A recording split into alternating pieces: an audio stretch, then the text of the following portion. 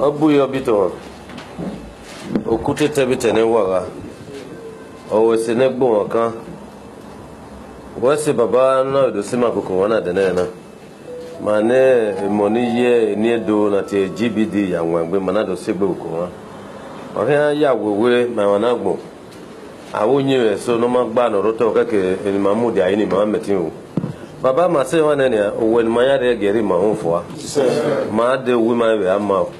Maso my you are here. Okay, Mata, another than Babano Gira and no Amuse. Mani do ma good be my one in Maraho. Na Kugbe, no you no car, we no cacabodo, Aro Sayo. Babana me with my Kevana, a Kumo and a room, my Dorino. No man no near Nikau. About up where he said. Press statement delivered by Imaswan Amuwe Zodowa, the Coordinator General Great Benin Descendants Worldwide, on November 3rd, 2018. Good morning to all the pressmen seated here for the first inaugural press conference of this association since its inception over a year now. Distinguished ladies and gentlemen from the academia, civil society, and from all walks of life, I say welcome most sincerely. First, before we officially unveil the essence of this press conference, permit me to introduce this group to you all appropriately. We all seated here must have been aware of the imperial exploit of Great Benin Kingdom under the sole minds and leadership of the Oba of Benin, who before the unfortunate pre-planned episode of the British expedition in the year 1897 was an independent country of its own. Before our sovereignty was lost, the status of a country lasted for about 1,900 years, starting from the first recorded king of Benin, Ogiso Igodo, in the year 40 BCE, to the last independent king of Benin, Obaovora Menogbaisi. In spite of that unfortunate episode, the Benins have continually maintained the status of being great people, even in the midst of tribes who ordinarily were no match for us before our independence was forcefully taken away by the British and bestowed on those who once dreaded our might. The act of expansion of our kingdom started in the era of Ogiso Odolige, remembered to be the first warrior king of Benin. 5 centuries later, Obaiwai I redefined the whole concept of imperialist approach and further expanded the kingdom into an empire. The Benin kings are remembered to be landed warriors, not until the reign of Oba Orogboa, trained in the maritime school as well as a Catholic priest in Lisbon, brought a whole new idea of expanding his empire through the waterways, conquering and establishing many towns along the transatlantic line of Nigeria, now called Bight of Benin. Some of these communities were conquered, while some were founded along this successful venture of Oba Orogboa. Most prominent amongst these towns owned by the Benins is Eko, which the Portuguese called Lagos. It is our ancestors who founded and named that land and was never conquered. And as such, the ownership of Lagos is never in dispute, only misconstrued. In few months' time, it shall be reviewed. The concept of a larger empire like the Benin has its own deficiency of losing some of its aborigines to other places within and outside the territory of the empire. The acts that saw different modern ethnic nationalities who are of Benin origin scattered to different parts of present-day West Africa, most especially southern part of Nigeria. It is in the knowledge of getting to know that about 1/10 of the entire ethnic nationalities in Nigeria are of the same ancestry with the Benins of the present-day Edo people that led to the creation of this group in prospect of having a common ground to unite all great Benin descendants all over the world. Since the inception of this group, we have identified over 36 ethnic nationalities or clans who have enthusiastically traced their roots to Benin. For purpose of time, we will hurriedly mention few of them. Esans, Esako, Owan, Ekbeye, Ogba, Epe Atise, Iwunroha, nicknamed as Ikweri, Ogbia, Igede, Ikare Ekiti, Aborigines of Eko, Aborigines of Itagbolu, Eze Chimen descendants of the Western Niger Delta / the Onitsha people, Oguta, Urobo, Isoko, parts of Ishekiri people, Degema, Benin people in Benin Republic, or appropriately to us, Benin Republic, Togo, Ghana, and as far as Guinea, amongst several others. It is in this knowledge that we are pained of the injustice done to us by the British, and we were the last true resistance to their plans. Without our defeat, Nigeria as a country would have existed by 1914. GBD is a forum, therefore, for uniting the descendants of this great empire. Having briefly established the mandate of our group, we can now proceed to the business of today. We have followed the agitation of the independent people of Biafra, IPOB, under the leadership of Nnamdi Kanu, and we have no cause to be against the agitation, neither to be in support of, as we believe that every ethnic group has a right to pursue their independence.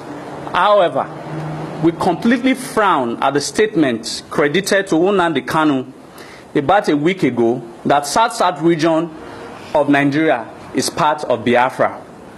The statement is an aberration to both pre- and post-colonial history of Nigeria. We wish to ask, at what point in history did Igbos own South region? Is it in the days of the imperial exploits of the great Benins, or during the time the British amalgamated them and gave them a name and an identity as a people? History easily remembers that the term Biafra is a borrowed word of a Portuguese colony in the present-day Cameroon, and a supposed seceding nation will have to borrow a name that is foreign to them. We do sincerely hope that Nnamdi Kanu should be properly lectured about the history of the pre-colonial era of Nigeria.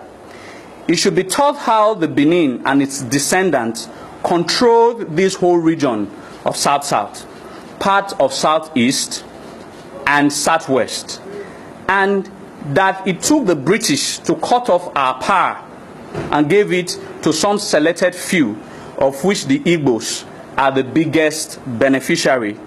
Otherwise, people like Nnamdi Kanu would not have had the effrontery to place all these older ethnic groups who have been in these places for more than 5,000 years under the wings of a group that is purportedly claiming to have come from Israel about 2,000 years ago. Hence, we wish to warn the IPOB group and their supposed plan that no inch of South-South vast and rich land is by any standard of intellectual and historical argument theirs, and we will not hesitate to engage in an intellectual debate on this said matter at their convenient date, time, and venue, as we are non-violent group who believe in the principle of intellectual engagement. Business of the day, second business of the day. We wish to announce to the whole world that the Oba of Benin is a king like no other, and as such, he deserves a place in our hearts at all times. In Benin, It is a common saying that Oba or Edo, Edo or Oba, translated as Oba symbolizes the Edo people and the Edo people symbolize the Oba. It is a two-way phenomenon, like the concept of two sides of a coin. The Benin king and his people goes beyond mere bond, but shedded in the midst of history.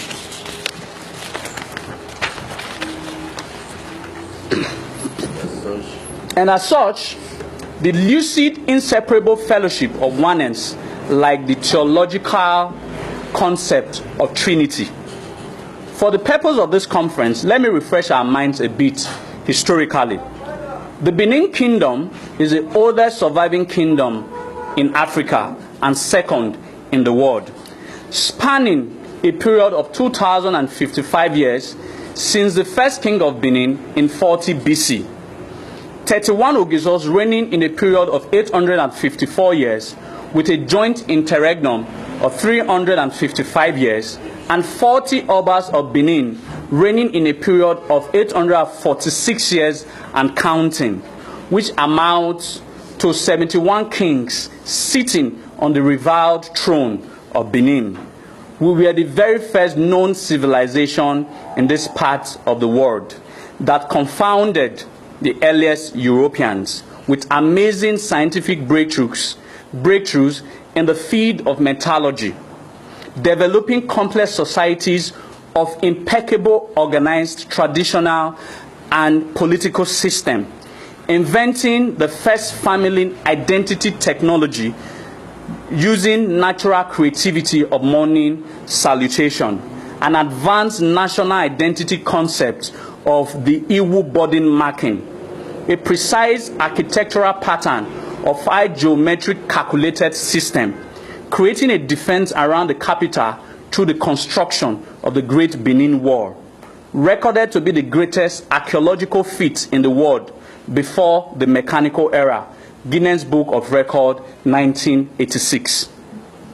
Inventing street lighting, running a banking system about 700 years before the Europeans came to this part of the world, using bronze casting and ivory carving as an imagery to pass our history to future generations, likened to modern day libraries. These are few amongst thousands, and the very essence of this whole magnificent civilized people borders around their king, the Oba of Benin. Centering our thoughts around these awesome accomplishments, it is only wise to at all times show great respect to our revered monarch, which inherently is to ourselves. We plead to all private and governmental institutions in Benin-owned territory within and outside the modern scope of Benin Kingdom for a portrait of the Oba of Benin to be hung on the wall and as well in our private homes. This is not a must, but a show of solidarity to the greatest kingdom in the world. Oba Gatokbe. Business 3 of the day. In the past 1 year, we have patiently watched our neighbors who we accommodated as tenants long time ago in our lands because of our high level of hospitality, which has later turned against us. They vilify us and our revered Oba, and we have maintained so much decorum. And we have been threatened in our lands by those who have no historical nor legal claim to any parts of Edo land. We wish to notify these sets of misguided Ijaw people that no single man has a monopoly of violence. And for the fact that we are non-violent, that is why we are mild in our response to them, as other Benin group will react at the appropriate time.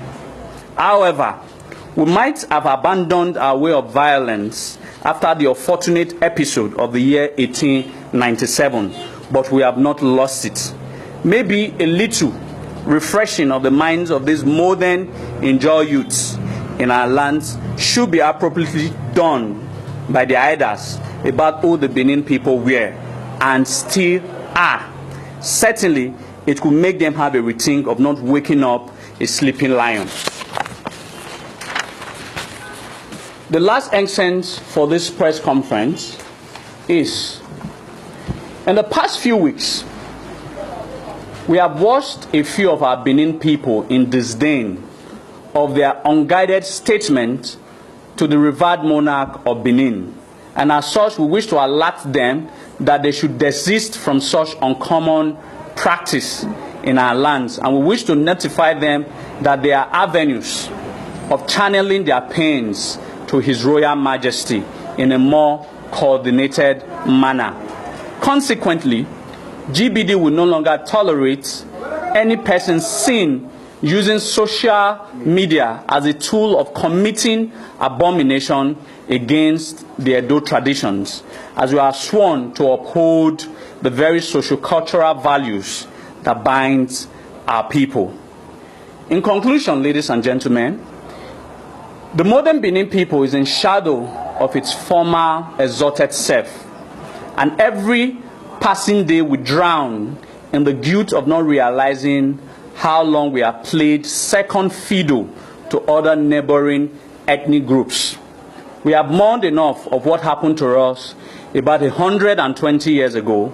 We must dust ourselves up and begin to start seeing the possibility of walking on the paths of our heroic ancestors.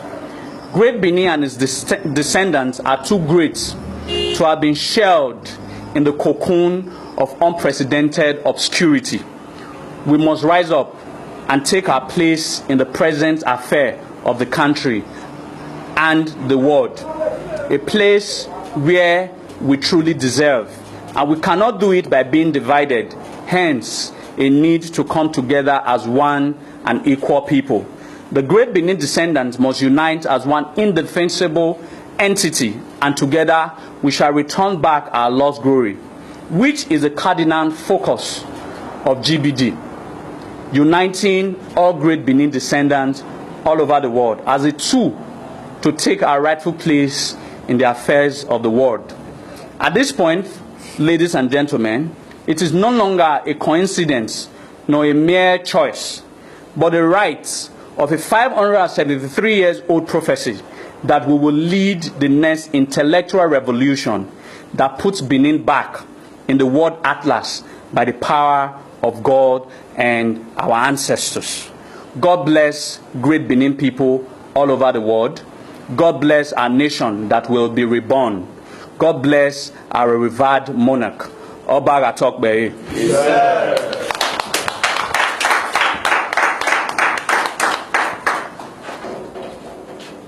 You talked about the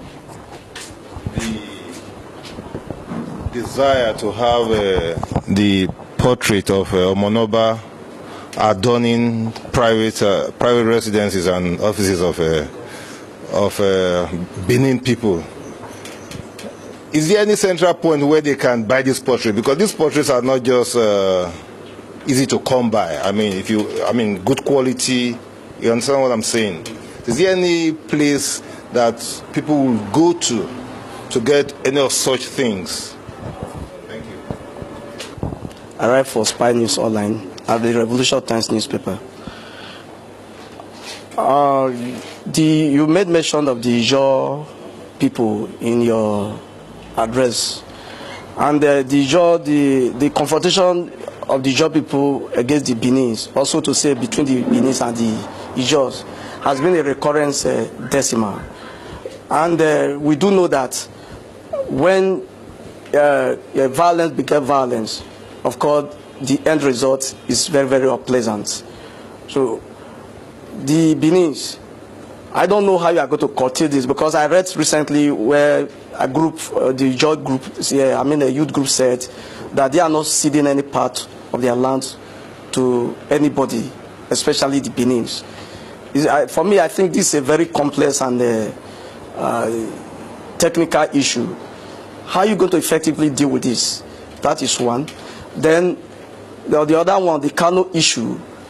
For me, I am shocked that it is not the Benins are waking up to this, because since the agitation for Biafra began some years back, we do know that they've come up with, I think, a map whereby the Benin area, all the south, so to say, you just mentioned, is captured, boldly captured in that map.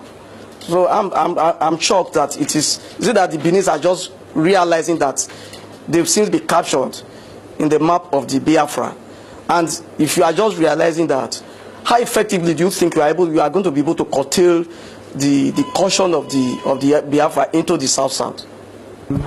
For the first question from Mr. Akubowa, the central point that whoever wants to get the portrait of Omonoba to adore, whether they're private homes or institutions, they can get his number 18, Exotic Street, this particular venue, Institute for Benin Studies, back of the Oba Palace.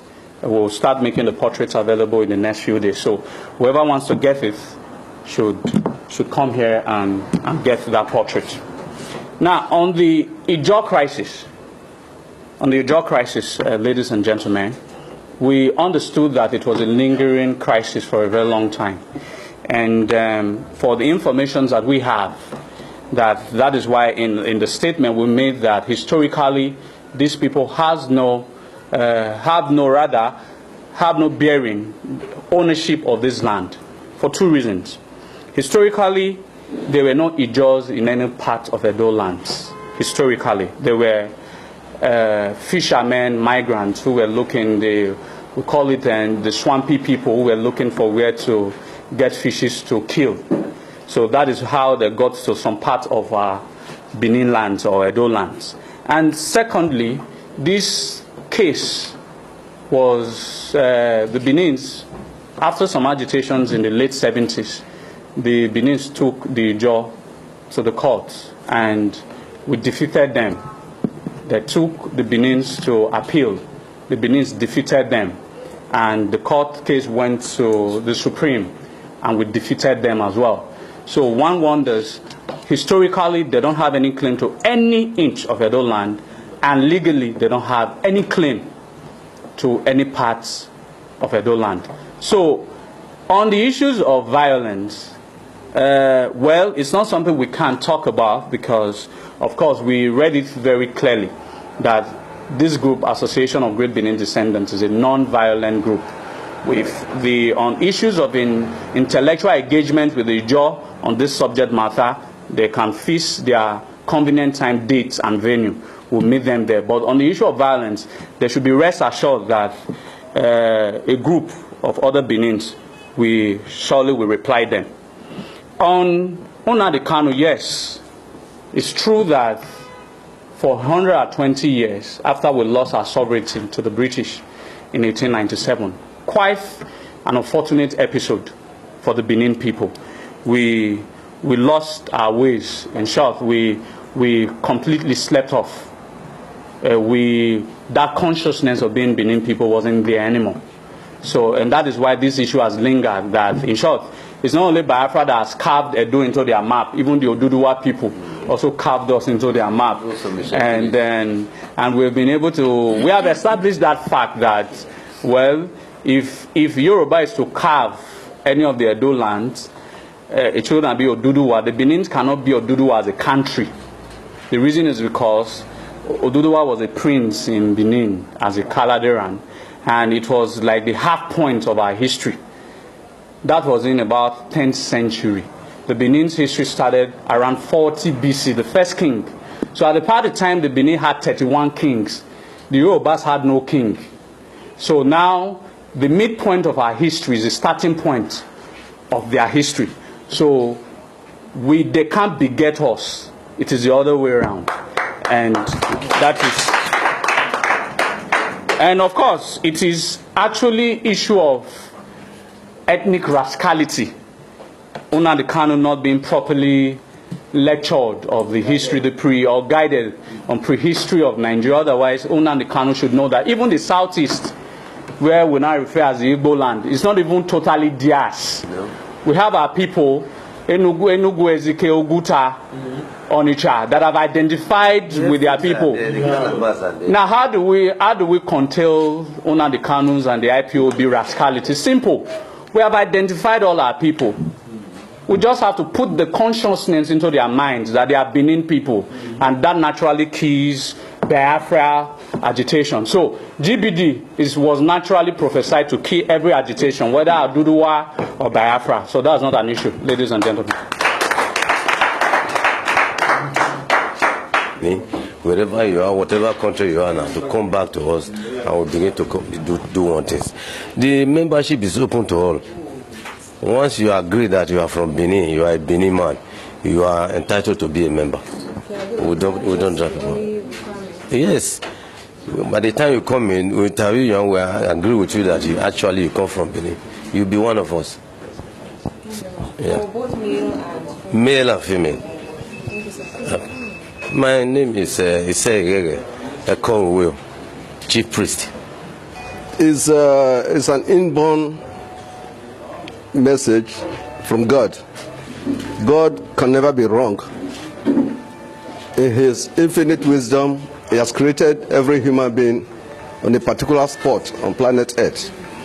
Therefore, anyone that belittles his ancestry, his evolution, is actually discountenancing the all-knowing God, because God can never be wrong.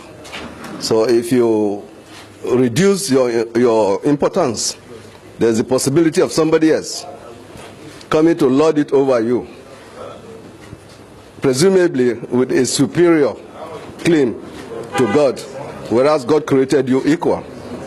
So if you were born in a particular place, it is your duty to preserve and develop that particular place.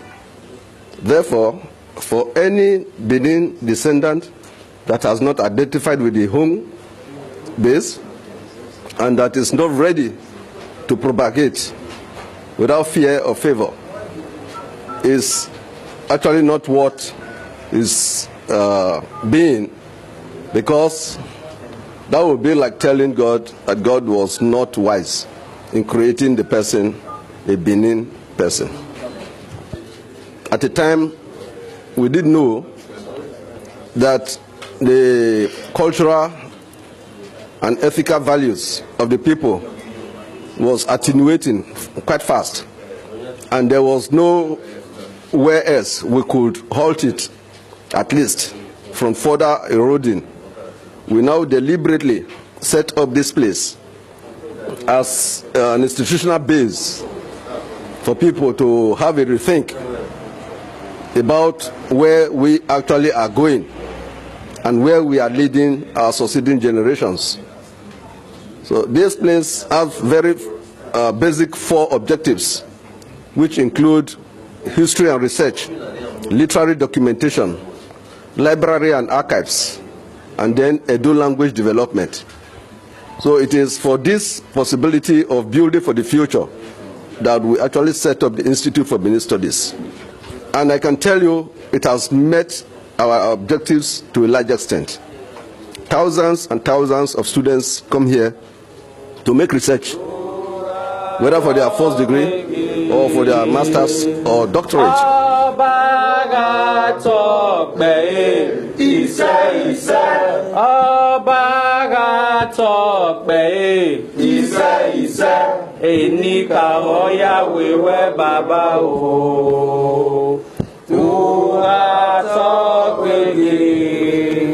Aba atokwe.